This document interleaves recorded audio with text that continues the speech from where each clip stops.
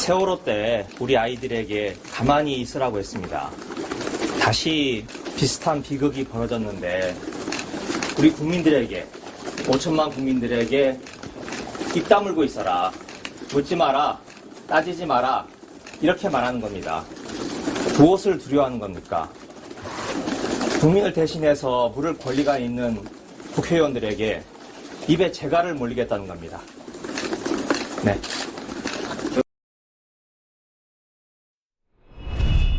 앞에도 사표 직후부터 행안부 장관 등의 망언은 계속됐습니다. 여당 관계자들은 야당발 가짜뉴스, 유언비어 운운했습니다.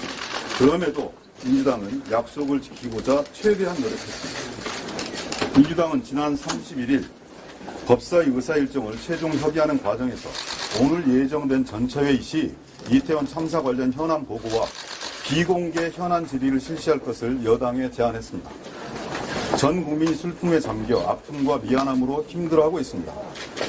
대규모 참사에 대한 정부의 대처와 대책을 국민을 대신해서 묻고 함께 수습 방안을 모색하는 것은 국회의 기본적인 책무입니다.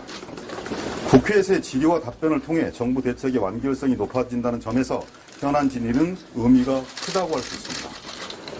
한동훈 법무부 장관은 사고 직후인 30일 대검찰청에 이태원 참사 관련 대책본부 그리고 비상대책반을 구성했습니다. 한 장관은 대검찰청에 구성된 사고대책본부를 중심으로 경찰과 긴밀하게 협력해 사고 원인 및 경위의 명확한 규명, 검시 및 유족 인도 등이 신속하게 이루어질 수 있도록 철저하게 조치하겠다고 밝히고 사상자와 유족 지원에 만전을 기해줄 것을 지시했습니다. 따라서 법무부와 검찰을 대상으로 대책본부의 현재 업무와 향후 대책 등을 묻는 것은 너무나 당연한 요구입니다. 그러나 국민의힘은 현안 보고만 합의할 수 있다는 입장을 고수하고 있습니다. 비공개 현안 질의도 못 받겠다는 것입니다. 어제 오전 재검토를 요청했지만 간사 간 통화조차 되지 않았습니다. 앞에서는 초당적 협력 운운하면서 뒤에서는 국회의 기본 책무인 현안 보고와 질의를 거부하는 이율배반적 모습을 보이고 있습니다. 국민을 대신한 국회의 질문을 가로막겠다면 초당적 협력은 허상에 불과합니다. 이태원 참사 앞에 정부의 대비와 대응은 무책임과 무능력이었음이 속속 드러나고 있습니다. 국민의힘은 더 이상 정부를 무조건적으로 옹호하거나 동조해서는 안 됩니다. 국회는 본연의 역할에 충실해야 합니다. 그렇지 않다면 무슨 면목으로 이태원 참사 희생자와 유족의 얼굴을 볼 수 있을 것입니다. 지금이라도 여당이 우리의 정당한 현안 보고와 현안 질의의 요구를 수용한다면 법사위회의를 즉각 응할 것입니다. 이상 민주당 법제사법위원회 위원들의 입장을 말씀드리겠습니다. 질문 받겠습니다. 본인이 좀 명확히 하고 싶어서 그런데요. 과거에 예산 질의할 때 현안 질의를 안 받은 적이 있잖아요. 법사위에서. 그것 때문인지 아니면 이태원 참사 관련된 현안 질의가 수용이 아예 안 된 건지 좀 설명해. 이태원 참사 관련 현안 질의를 요청을 했고 그것은 공개적으로 하고 그리고 지금 국민들이 너무 힘들어하고 어려운 상황이 있기 때문에 필요하다면 비공개로 현안 질의를 최소화할 수 있다 이렇게 제안했습니다. 그렇지만 그 비공개 현안 질의조차 수용할 수 없다. 이것이 국민의힘 입장입니다.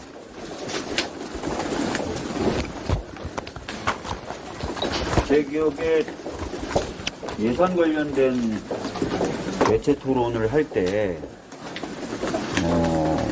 대부분 현안 질의가 허용이 됐었죠. 오히려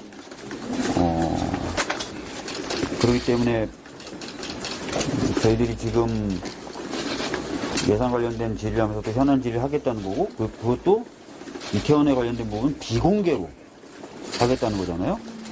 그러니까 초당적 협력이라고 하는 것이 뭐겠습니까? 참사의 원인을 잘 밝히고 재발 방지 대책을 잘 수립하고 하는 거잖아요. 거기에 초당적으로 협력을 하겠다라는 거잖아요. 그러면 그걸 위해서는 저희들도 알아야 되지 않습니까?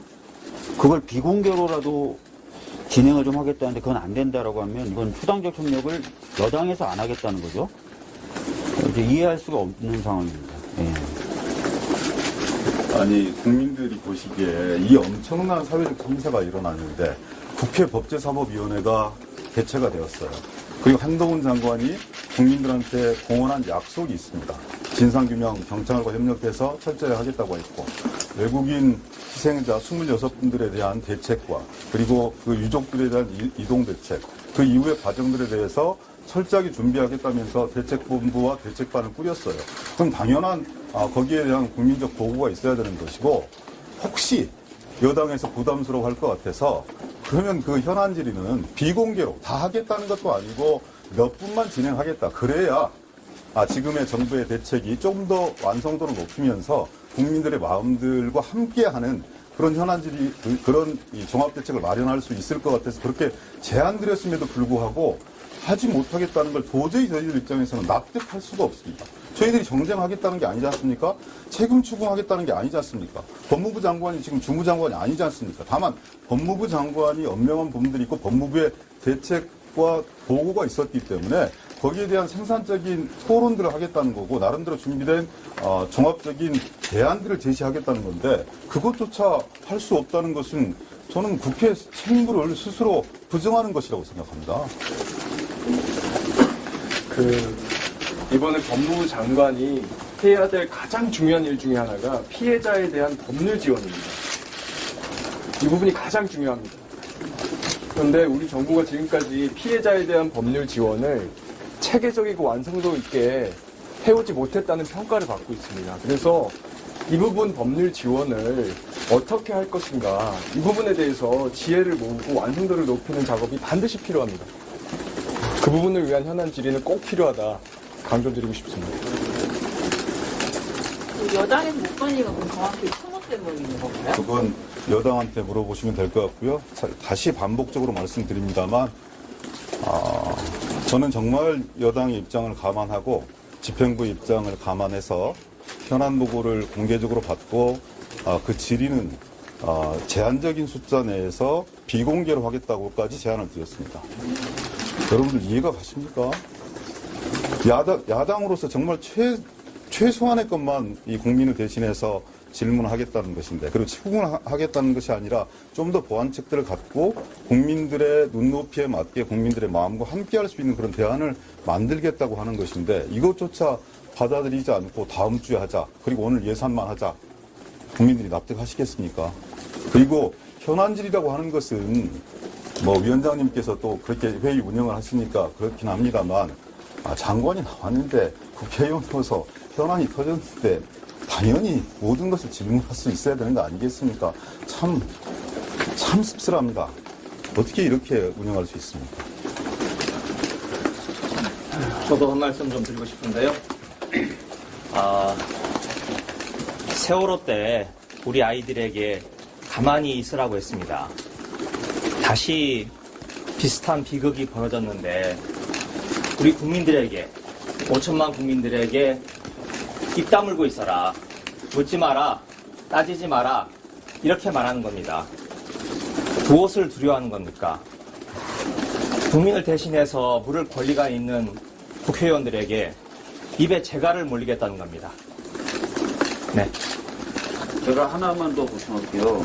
한덕수 총리가 외신 기자들 상대로 거의 140분 동안 질의응답을 했습니다. 그 다음에 행안부 차관도 우리 국내 기자분들 대상으로 질의응답을 했어요. 왜 국회의원들은 비공개로 묻는 것도 안 되는 겁니까? 왜 안 되죠? 저희가 비공개로 묻겠다는 거잖아요. 물론 기자분들 되니까 당연히 국회의원들 하게 해달라, 이게 억지처럼 보이실 수도 있겠지만, 기자분들 입장에서는 저희는 국민을 대신해서 물으라고 이 자리에 있는 사람이에요. 기자분들도 마찬가지고. 근데 아까도 말씀드렸지만 외신 기자들 상대로 140분 동안 농담까지 해가면서 질의응답 다 하고, 국내 기자분들 상대로 다 질의응답 다 하고, 왜 국회의원들은 물으면 안 돼요? 비공개로 하겠다는데. 어제도 행안위에서 이 부분에 관련된 의견이 있었는데, 그때도 현안 보고를 들어보니까 막상 보도 내용과 다를 게 없었다라고 했거든요. 기자간담회를 통해서 이미 다 보도를 했고 입장을 밝혔기 때문에 이 이 현안 질의에 관련된 다른 그 필요성에 대해서 다른 생각을 갖고 있지 않나요? 아니죠. 이렇게 기자분들이 물으시는 것도 의미가 굉장히 크죠. 당연히 큰 건데 저희들이 물어보는 것도 진상규명뿐만 아니라 이후 대책, 또 현재 마련되어 있는 대책의 미비점을 짚어서 저희들이 할 수 있는 역할들이 있지 않습니까? 국회의원으로서. 예산이라든지 제도라든지. 그래서 그렇게 얘기하는 거 말이 안 되는 것 같아요. 현안 질의는 현안 통보를 받는 자리가 아닙니다.